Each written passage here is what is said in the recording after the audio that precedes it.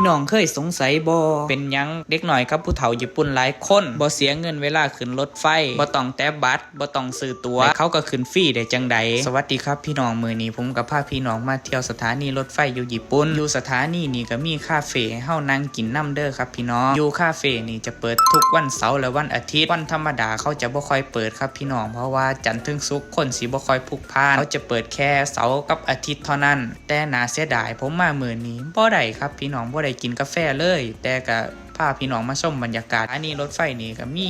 ของตกแต่งหลายครับพี่น้องคุณมีทั้งจักรยานทั้งโต๊ะทั้งหลอดไฟทั้งเสียงนกเสียงกาแน่ทั้งมีภูเขารอบข้างรอบแอวโอ้ยงามอีหลีครับพี่น้องก็จะมีป้ายบอกเวลาแน่หลายอย่างเนาะพี่น้องนั่นล่ะครับพี่น้องที่ผมมาแล้วผมก็สงสัยว่าเป็นยังเด็กหน่อยกับผู้เฒ่าเขาคือบ่มีการจ่ายเงินไผหูก็ซอยคอมเมนต์ให้เด้อครับอยู่ทางนั้นเด็กหน่อยขึ้นฟรีคือกันกับอยู่ทางผมบ่ครับพี่น้องไผหูก็ซอยบอกผมแน่เด้อครับ